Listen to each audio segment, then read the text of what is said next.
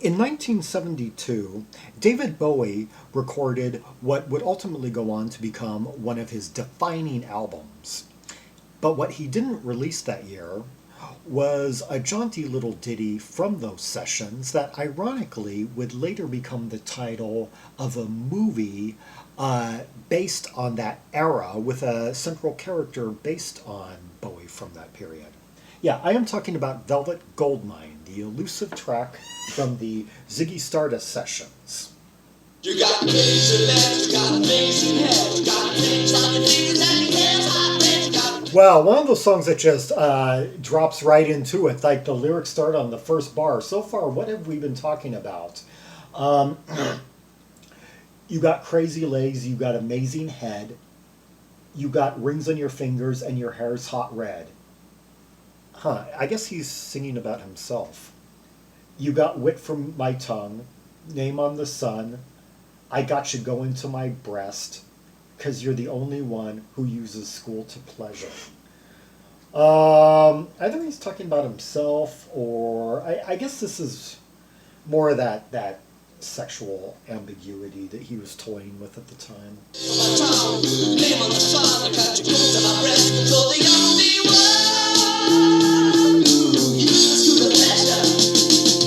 Okay, we've got that crisp instrumentation from The Usual Gang. Yeah, Trevor Bolder, you hear his bass, bass line going up there. We've got that raunchy riffage of Mick Ronson.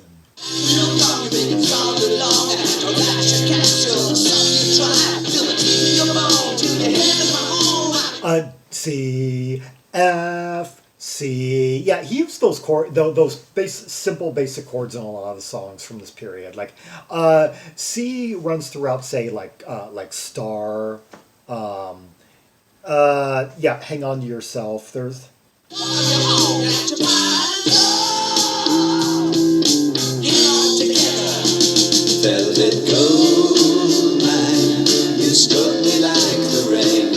Okay, I love this change of cadence right here, going into more of a cabaret section. That cabaret side of glam that artists like Brian Prothero and Sparks would be exploring in the next couple of years. Sailor, even, yeah, and I've done all those, or Joe Bryant. Yeah, and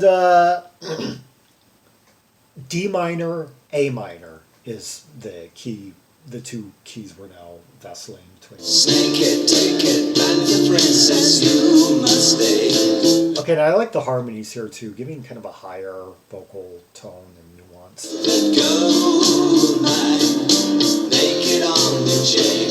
You could almost like clap every other like. And he did a lot of clapping during this time. I'm thinking like All the Young Dudes and Oh You Pretty Things. Yeah, it'd be like ding ding ding ding like that. I'll be your king, volcano, right for you again, and again my velvet gold mine. Okay, once again, a very simple arrangement. That's basically bass, piano, and drums. Yeah, and I do believe it's our guy.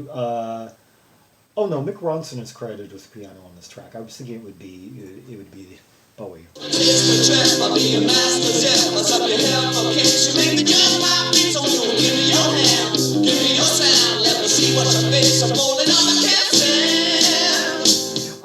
thing I love about his rock arrangements from this time period is his mix. Like he'll have that like acoustic strum, crisp acoustic strum behind that raunchy sizzle of Mick Ronson's electric riffage, and it's a formula that proved quite like radio friendly during the 1970s. Like listeners really responded to that mixture of like sumptuous acoustic with like electric sizzle. I think it was the combined distillation of both like roots rock and hard rock, blues rock as they kind of distilled that which exploded, of course, right at, say, circa 1969, 1970, defined kind of the whole post-hippie diaspora, and then worked their way into like mainstream rock and its development through like the 70s, stadium rock bands of the later part of the decade would utilize that formula, like Boston, that mixture of acoustic and electric guitar Jamaica, velvet goldmine, you struck me like the rain. Snake it, take it, and the princess you must stay. As a matter of fact, it's the ultimate classic rock sound, really. Acoustic guitar, piano borrowing slightly from the barroom rock trend of the time period. There was a lot of that barroom boogie element, like dun dun dun dun dun dun dun dun, like John I'm Only Dancing is another perfect example from this time period. That of course was also another extension of the Roots phenomenon. So there's a lot of Roots rock element in this, as well as like hard rock. It's ironic to think that Bowie cultivated such a classic rock sound during this period, and yet this period would be such an influence on post-punk and new romantic styles, which eschewed the like rootsy the rootsy underpinnings of rock from this time period. Goldmine, make it on your chain. I'll be your king volcano, right for you again, again, my velvet goldmine. He's giving us that slightly that tone of voice, slightly trebly, very Anglo, kind of adnoidal, like good, yeah, like right there.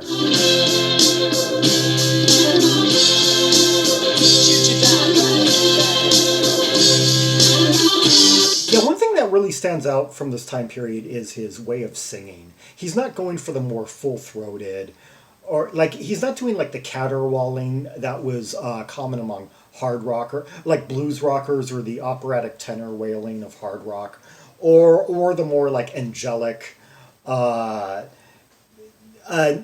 tone of like symphonic rock. I guess it's somewhat something you would hear sometimes like in folk rock, that thinner, kind of more reedy tone. Velvet goldmine, you struck me like the rain. Snake it, take it, back the princess you must stay. Okay, I guess he's harmonizing with himself there. I hear two. Okay, Mick. I think he's. Yeah, lead and backing vocals, David Bowie, and then additional backing vocals, Mick Ronson. Yeah, because I swear I hear at least two voices on there that sound like Bowie, like singing, like maybe doing like a root note, then a third. Let's catch up with these lyrics. I got you going to my breath. Okay, you make me act real gone. You make me trawl along. I had to ravish your capsule and suck you dry. Feel the teeth in your bone. Heal your head with my own. Why, if I don't have you home, we'll have to fight alone. Hang on. And this is getting really oblique. Velvet goldmine, you stroke me like the rain. Snake it, take it. Panther princess, you must stay. Velvet goldmine, naked on your chain. I'll be your king volcano, right for you again and again, my velvet goldmine. Velvet goldmine, naked on your chain. I'll be your king volcano, right for you again and again, my velvet goldmine. Velvet goldmine. Okay, now we've got those backing vocals once again. That I'm trying to see if there's like some interpretations on this, and because. Yeah, some of is it inspired by like a movie or something, or by a personal experience? Let's see. Velvet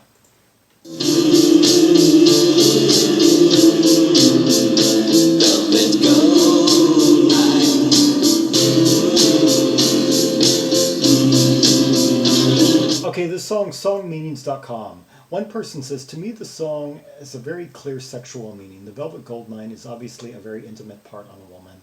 So to me the song is just about being with your lover and making love. It's a lot of bad spelling on this site. I guess people who with a kind of poor grasp on English. You see, okay, well, the original working title of the song was He's a Goldmine, which therefore implies... I I think I've read enough. My velvet goldmine. Velvet goldmine.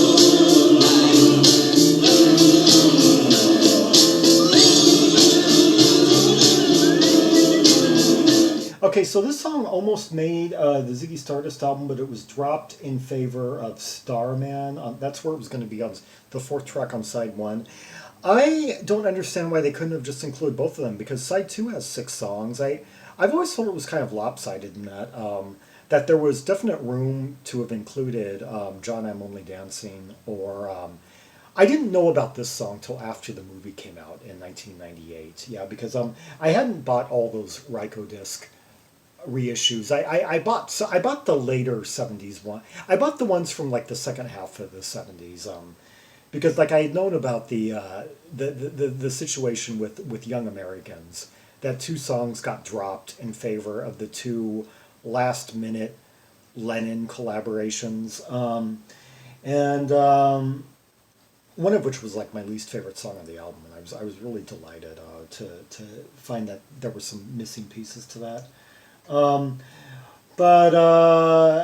And then the later, the Berlin trilogy I bought on Ryko, but this period, yeah, I didn't know about I was quite surprised to find that there was like a missing nugget from this period, and that it was like, oh yeah, I knew about the like Bombers, the ones from Hunky Dory, and I was kind of like, I was really surprised that something like of this quality ended up on the cutting room floor.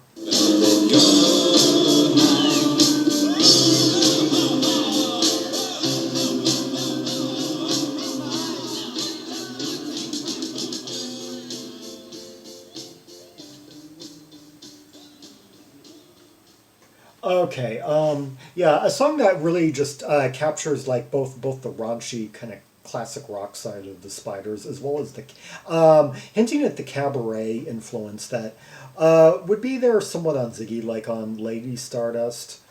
You would hear the piano used kind of in a more saloon like manner on tracks like Star, and then on the like Lady Stardust, I think was a big influence on Joe Bryant, perhaps more than any other track on that album.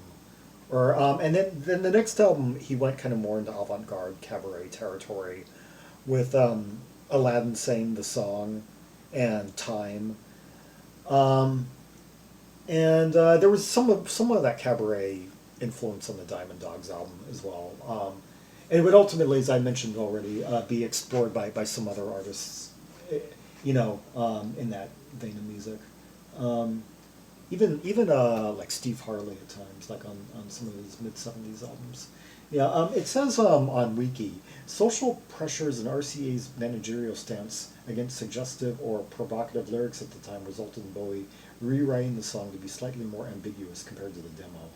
Although it was still considered too risque a song, even after watering down the lyrics, to be released in 1972. Yeah, okay. It was claimed by Bowie in 1990 that he was writing in the third person and talking to worshipping Ziggy Stardust through a groupie's eyes. Okay, so it really is about what I thought it was to be about the beginning. He was singing about himself, yeah. I guess a lot of people had interpretations that weren't quite accurate or correct, yeah. Anyway, David Bowie, Velvet Goldmine, yeah, a great nugget from his Ziggy sessions that ultimately didn't see light of day till much later on. I'm not sure exactly when at first. I guess it was first released in 1982 on the compilation Rare. So on the cutting, like, just vaulted for a whole decade. That's, yeah, not fair. Anyway. For more Rubies and Sapphires from the catalog of David Bowie, see the directory of albums by D artists, linked in the description below. Yes, in the English alphanumeric directory, solo artists are alphabetized by their first name. So D, yeah, along with David Sylvian, The Damned, The Doctors of Madness, Dog Soldier, Deep Purple, Deaf School, yeah, Dusty Springfield, Duran Duran, and a whole lot more. Like and subscribe. Follow me on social media, share the video, and leave a comment if there are any observations you have about the track we just heard, the instrumentation, the arrangement, the lyrics, certain innuendos within them you might want to point out. And until next time, this is Zaragon, the world's most ear travel tram maximalist, signing off.